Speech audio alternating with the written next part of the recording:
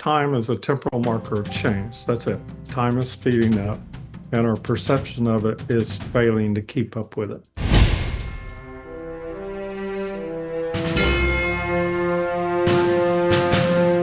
Welcome to Mindset Lessons from the Field. I'm Gina Cazaza, the author of Training with a Seal. You can now read the first few chapters on our Substack, so make sure you check that out. Today's guest is no stranger to the show. He's trained special forces, works as an energy healer, a modern day medicine man, and an artist. Ladies and gentlemen, I'm so excited to have Randy Veitenheimer back on the show. Randy, thank you so much for being here. It's good to see you again. You as well. So I had to bring you on the show. I was kind of like, who is that person, right? I had to bring you on because I thought you had a really cool top. Well, I thought you'd be the person to ask this topic for. And, I was I was thinking about time. And I was like, man, it's flying. Like, it is just like the day is just over the moment I open up my eyes. And I'm just like, this can't be normal. Like, this is not, or I guess it's normal to today, right? But this isn't like the time that I just feel like it's just, you blink, it's just over. It's just moving too fast. And I wanted to talk to you about that. Thank you for the question, because it's something that, like, I think we'd need several days and a pile of books to get through. Your observation is correct. One of two things: either our perception of time has changed, or time itself has changed. Jump in the middle of it, I would say that both of those are true. I tried to figure out how I could make this clear. I come up with music. People out there can write these down. Chicago, does anybody really know what time it is? Was the song I wrote. So that becomes the first problem. We really don't know what time it is, and we really don't know what day it is. It's like we have adopted standard, what I call marker, temporal marker, and said that basically the calendar started 2,000 years ago, and the Chinese 4,700 years ago, and the Israel. I mean, it's although every civilization has a different idea of when the calendar started. The Mayans. I mean, all around the world. And then we get the same problem with time. When did time start? Who the heck decided that it's midnight or it's 12 noon? And of course, they do all the experiments and everything, but all they've done is give us a technical point of view based on numbers. That's it. So what that means is that, like, the Hittites were the ones that first come up with what we call a base 60 program in math. And base 60 ends up being how we divide a circle up 360 degrees. And then how we also divide it by 24 or 12 or all these other numbers. And we end up with 60-minute hours and all kinds of things that come out of that system. And basically, that's a system everybody uses, and that's the basis for our clocks and watches and everything else in the world.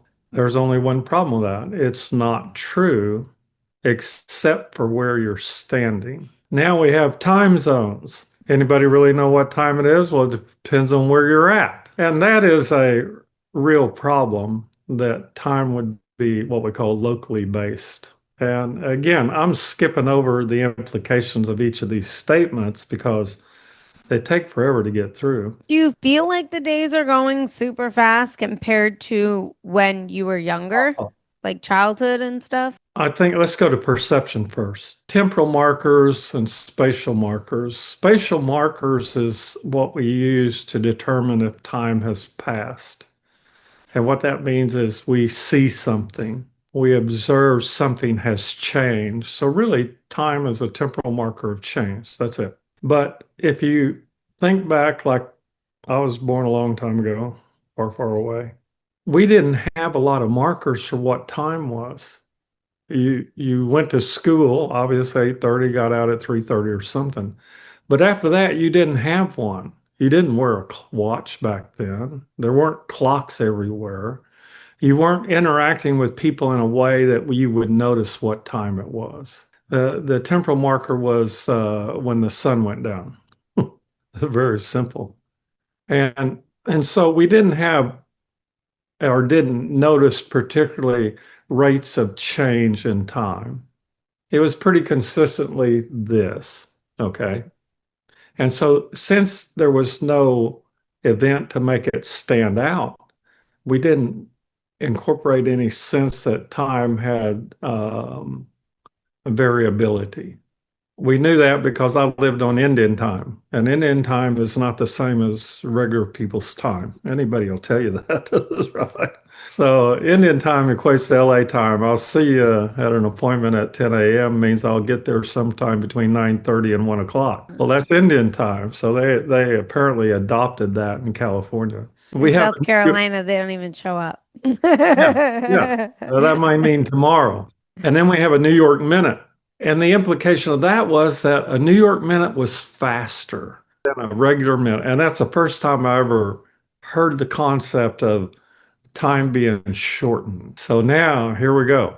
Time gets shortened because of what we're doing.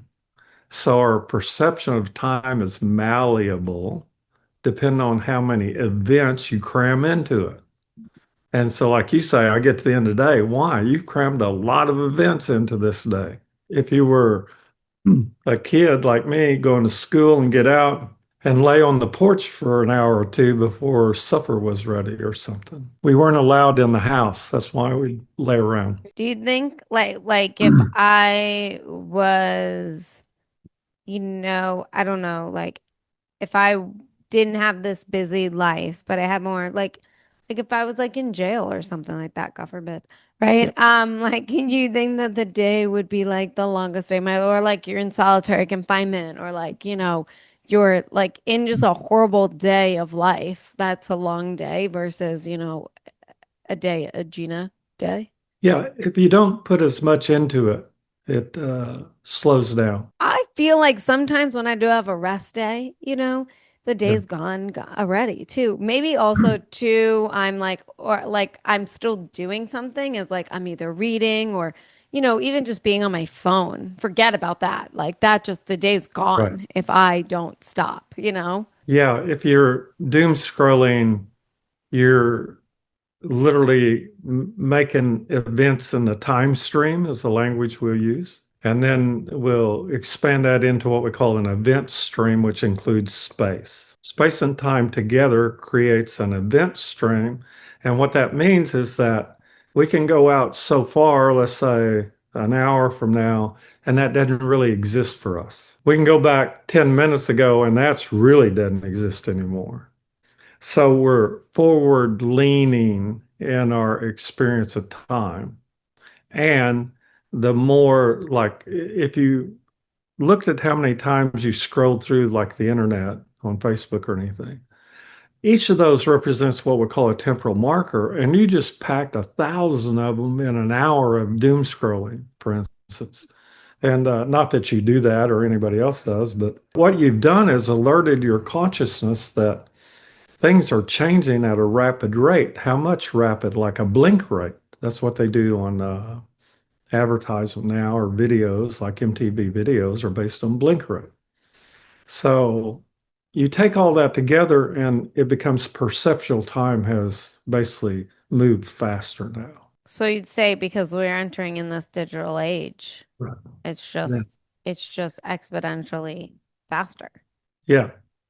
And how do we I notice from people talking, even myself, if you know from me talking to you, that people are like getting sad by this. It's like, oh my goodness, like that's Yeah. it. Like I spend time with my nephew and, 3.5, and I'm like, before you know he's 10, before you know it, Yeah. I'm dead. And then, it just kind of takes over, you think about it, but it's sometimes hard to just let it pass. It just is Right. kind of like taking over like Debbie Downing my emotions. We really don't know how to deal with. You got to excuse me a minute. No problem. We edit this, so don't worry. Okay. We really don't have experience with the rate of change that's going on in today's environment because of the amount of inputs we have that give us a constant input and rate of change greater than that which we can assimilate or interact with there. What that means is that we perceptually are behind in our ability to recognize and encompass change in the events and seconds of our life, we'll call it. If we get into not just the perceptual, but the actual reality of time, then there is some indication through CERN and other activities out there that what we call the fabric of time has actually, well, they've done studies that it's actually mutable. In other words, that there are instances of being able to slow it down or speed it up. We have no concept of what that looks like, back to that again, but we have a sense of it. We have a sense that things are not the way they were, which they never are, but they're different in a way that we can't accommodate, I guess would be the best way. So we end up now with, if you want to know the basis of time, you read Alice in Wonderland. That's the easiest way to figure out time and space because most time and space in that book are highly mutable. Now, how they got there is different, but one of the things we do know is that the ingestion of drugs, hallucinogenics, mushrooms, and a dozen other things alters your time perception. The trick becomes, does it really alter time itself? And so that's something that, like I said, this would take days for me to unwrap, but there's some indication that it does. It indicates that there is such a thing as local time. Remember where you are. We're back to that again. So taking all that into account, yes, time is speeding up and our perception of it is failing to keep up with it. So there becomes the sadness or the recollection Mm-hmm. that time is different from maybe a year ago or 10 years ago or 30 years ago. And I wholeheartedly agree with that. Time is an entirely different thing from when I was a kid. It definitely, it's funny because sometimes it does help me with business and stuff because I have this big event coming up Mhm. and it's just me putting this on. There's like 1,000 people coming to this event Right. and it's a Battle of the Cake event and bakers were backing out. The band wasn't responding to me. I couldn't get the insurance. Just epic fails. I was getting a migraine and I was like, you know what? I lost the war today. I have to go to bed. Like tomorrow's another day, right? And then Right. I wake up and I'm able to like salvage some stuff. And I was like, in the grand scheme of things, it's not that big of a deal. This event's gonna come and go. Like that's it. Like, and I have to just think about what's next. This is not my end all be all. And it does help me to also, as you've taught me so much, and I finally said, "Oh, I think I got it." Well, this time I got it. I was able to really take my emotion out of it all, because I was getting stressed, I was getting emotional. I was like, "Stop. None of this matters. We don't need to be emotional. We don't need this emotion involved in this part of the business, right? It's not helping. So let it, like just stay neutral. And I've been focusing on learning how to stay neutral, which allows me to not be in the past or that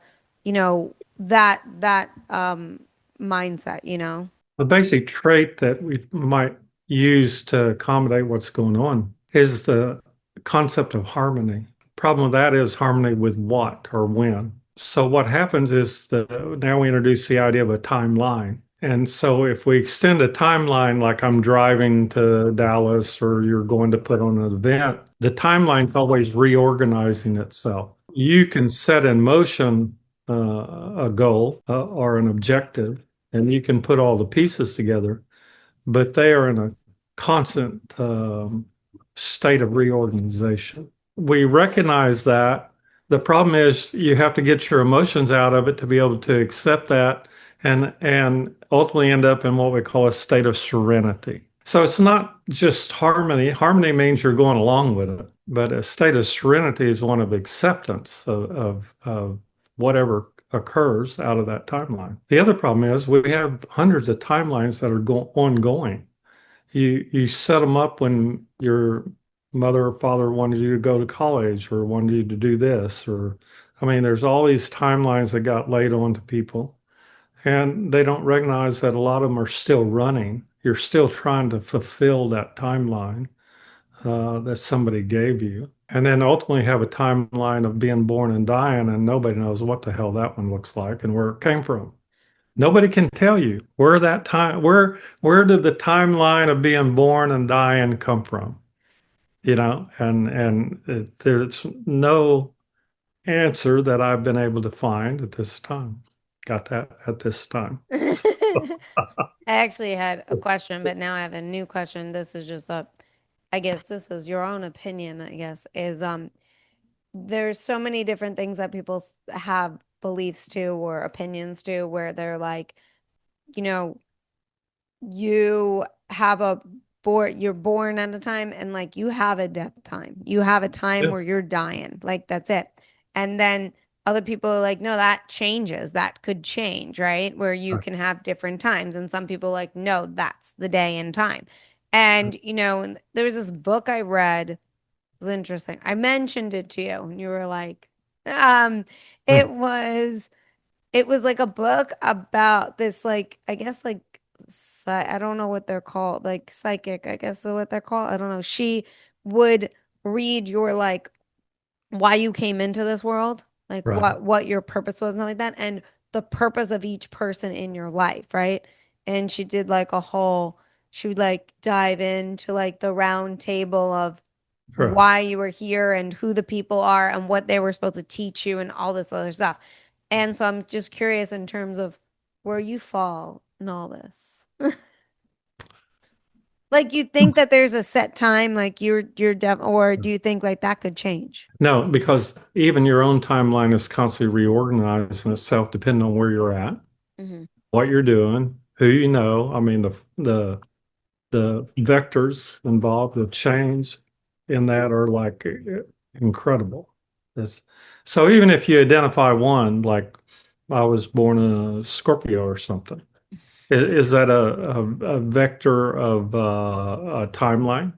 Is that a factor in how I move through life or what I become or how many times I'm married? I mean, so what we do is a whole lot of association. And for some reason, people find certain items like that, psychics, all this stuff, comforting, and others find them uncomfortable. There's been enough movies and science fiction books written about all this.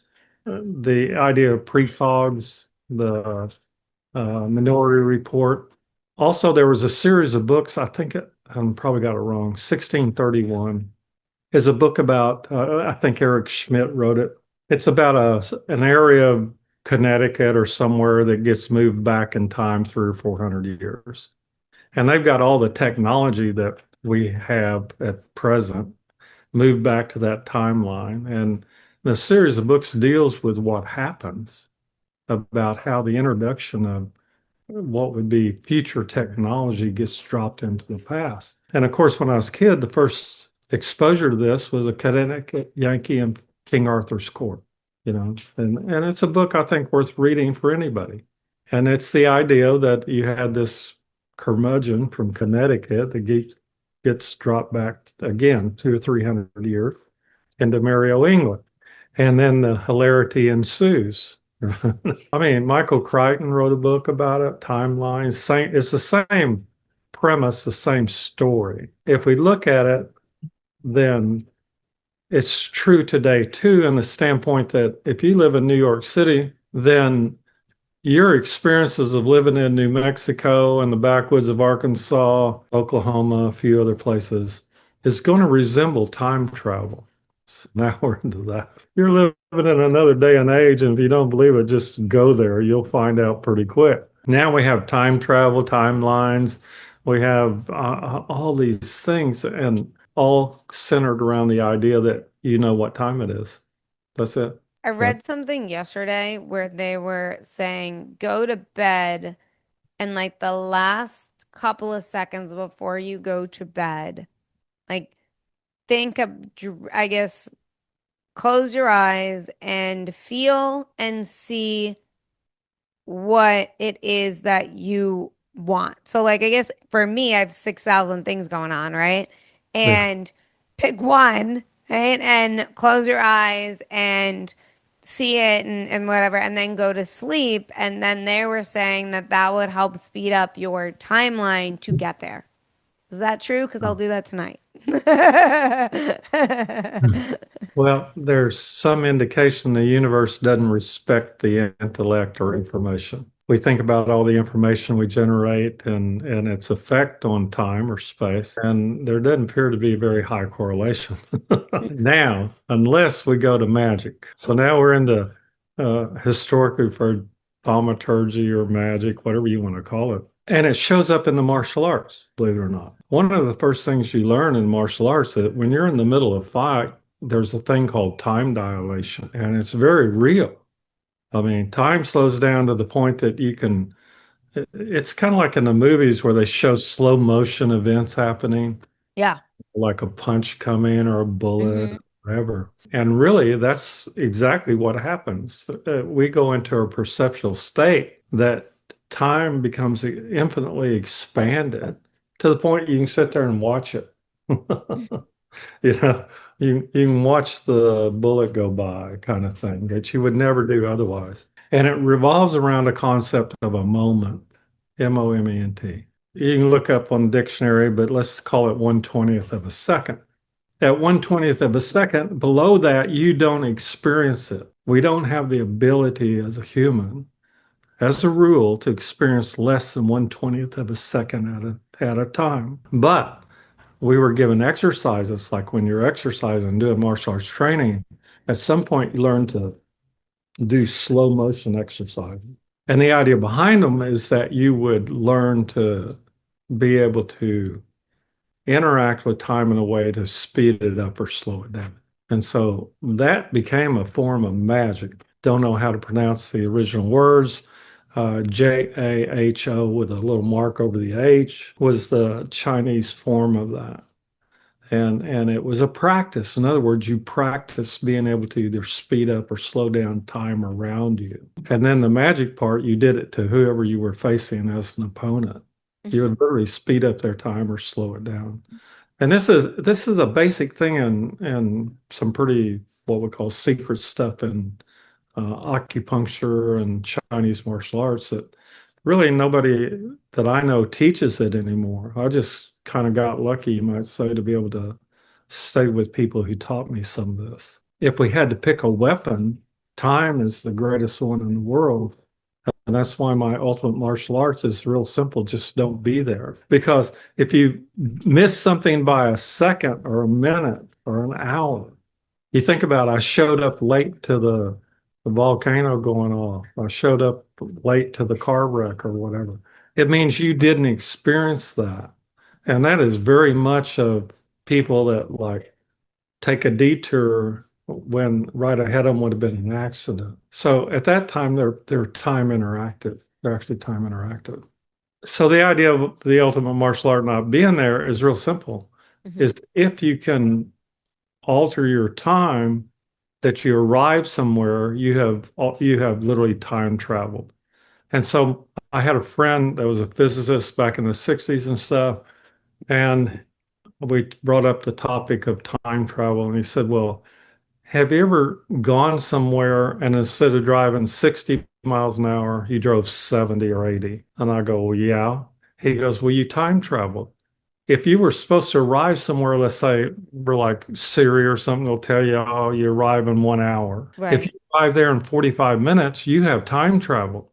You have Interesting. arrived in a series of events that were going on that you would have missed if you had gone the speed limit. That gets really crazy now when you're driving. But the idea is real simple. When I get on the airplane to travel, I'm time traveling. And when I was 18, I got on a plane and flew to LA. I left at 7:03 and got there at 7:13 or something. At the time, there's that again. I couldn't figure that out. I mean, I knew about time zones and stuff, remember where you are, but you have literally traveled through time at that point. We just don't consider it that way. That's why this thing was so crazy when you said, let's do time. I'm like, oh my gosh, I've been wrestling with this for 50 years or 60 more, maybe. I'm just finding it so like being a mindset show. My mindset these days is all about, well, I've so many different things where it's like part of me is just like, who cares? Like nobody is shooting at me is what I keep telling myself. Like Right. nobody's shooting at me right now. Like it's not that big of a deal, right? But then as well, I'm like, I don't think I'm struggling with my mindset in terms of I do so many things and the day is over and I go, well, that's why this business is where it is. And that's why this business is where it is. And, there's just not enough time for you to focus on this, and this to help it move forward, And obviously, one person can't, but at the same time, well, if I had more time, I could. But but that's what I've been struggling with a lot, especially because I'm at this point where I go, at what point do I give my time to all of this or all of that instead of the diversity? Because A, would that help me to get to the next point and then be able to go back because then I could get some help and I could, because to me lately, time is just, and Yeah. that's messing with my mind. I'm just like, I can't, Hmm. I can't. The language I use is that your frame of mind equals your frame of time. You include in your frame of mind multiple things to do. Time has to speed up to accommodate all that. It speeds up in anticipation or assumption is a better language of the Okay. outcome. So what you do, you pile up a bunch of assumptions. If I do this, this will happen. The emotional psychological trick was go, I'll do this and I'll see what happens. Remember that serenity thing? We very much are locked into our own tempo. That's what it's called in special forces stuff fighting. And the idea is that you reach a baseline, and from that baseline, you can up tempo or down tempo. So you become the regulator of whether you speed things up or slow things down. That what comes out of that is if something slows down, the mind wants to jump to something that's speeding up. We have an affinity for things that go fast. I learned, Yeah. I'm in New York Minute all the time. yeah, you learn in high school, it's like what do they call it? Older whiskey, faster cars, and something. Anyway, I'm sure I've got that wrong. Something about faster women was involved in that. So the idea is that you would identify, first of all, if you want any help with it, is you'd identify your tempo baseline. And so what that means is how many things can I do in a day? Hmm. And ultimately, it comes down to decisions. How many decisions or choices can I make in a day? What you find is people can make, let's say, 200 or 2,000, whatever it is.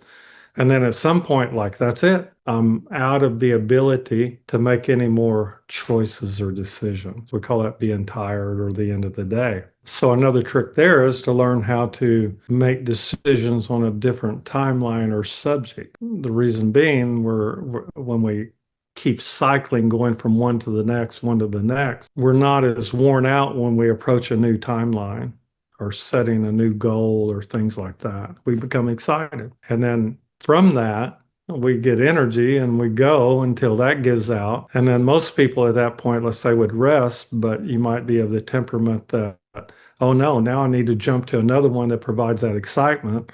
And now we have the basis for what they call, what is that stuff?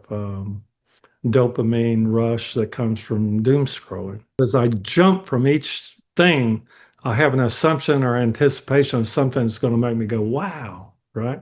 Or ooh, or look at that, or, I will you, say for myself, like the moment I wake up in the morning, yeah, I like need to touch my computer. Like I need to be working, right? And part of me is like, no, I need to the stretching that you tell me to do. And right, I need to drink water and go to the gym and go for a walk outside. And every single time I do that until I am anxious until I hit my computer. And right, I'm just like, it's nuts to me because I'm really focusing on reframing myself to like be more like you said to me, like you need to do more for you, like go for a walk, go outside and all that Yeah. stuff. And it just gets me more anxious to get to the computer, which is nuts. Yeah, it's like the movie Trading Places. At the end, they're on the trading floor and everybody's going nuts around them, and then all of a sudden it goes to chill, goes to absolute zero. Why? Because they're waiting for tick, tick, tick, 9 o'clock, and it's like 9 o'clock, wham, right? It explodes, and then at 3:30, oh, that's it. Let's go get dinner, have a drink, whatever. That is actually an accurate representation, being able to go into battle, we'll call it, and then be able to come out of it. Most people don't know how to come out of battle. And so what they do, they worry about it before the battle and worry about it after the battle. And like what we're saying is don't do that. Find a stop point. Remember, put brackets on it. You get to decide. Do you want to go to work at 8 o'clock, 9 o'clock, 7, 4? It doesn't make any difference. But everybody will pick a time to start. Nobody picks a time to stop. It's just open-ended. And then it's like, well, wait a minute. I'm going to devote, let's say, 4 hours a day working, 6 hours, 8 hours. I don't care. But after that time, you've lost that time and now only have a certain amount of time available to you for yourself or family or things like Mhm. that. And now we get into really what's important to you. We say you will be, let's say, 10 years older at some point from today. The question is, what kind of shape are you going to be in?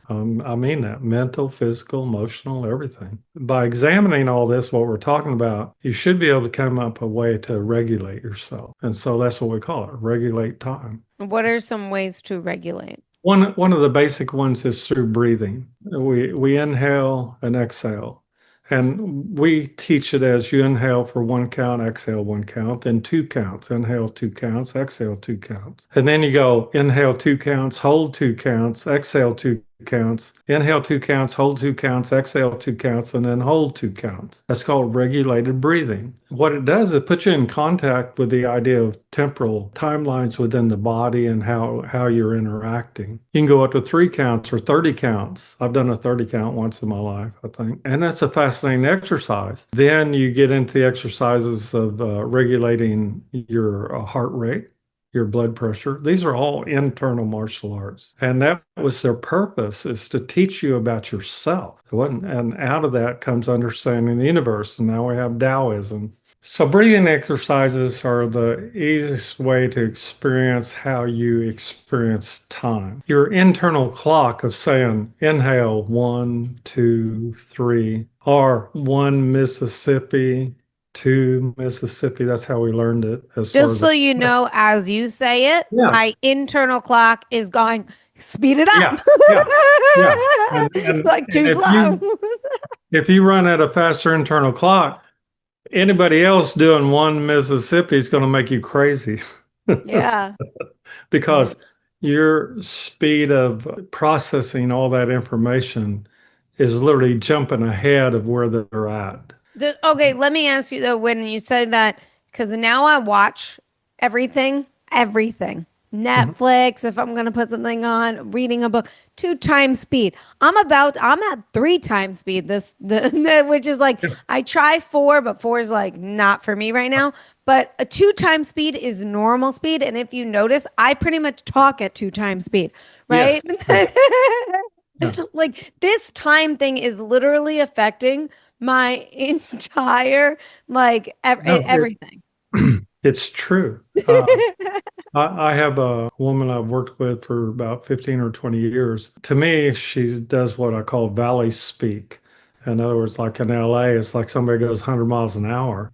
Literally understand that she is like having the thoughts and expressing the words at a speed greater than what I can process. So at a certain level, she's not talking fast. Or people from New York, they talk fast. Well, you're in Louisiana or Georgia, it's 1 Mississippi, 2. And in New York, like say, what is it? Yeah. You're fine. Unless you've experienced that, you really have no idea of your what I'll refer to as a fundamental tempo line. Now, And would you say, because you just said experience, would that say that comes from self-awareness? yeah, you have to be in a different environment. In other words, you have to expand the brackets to include the fact that If you're in New York City, you need to speak faster. And if you're in, Arkansas, you need to speak slower. In South Louisiana, way slower. Or people are just not going to be able to relate to you at all. Everything we do is time related. The nice little touch on all that, last touch, is that, like in the movie Lucy, she's talking about at the very end about how you see a car going around a track, and as it speeds up, it finally disappears. Well, it disappears because you can no longer process the movement. So you're processing time at a faster rate than people around you, so time moves fast. So it's not only individual, it's also group time. And it's also geologic or geomorphic time, meaning depending on the state you're in, literally, mentally, and physically.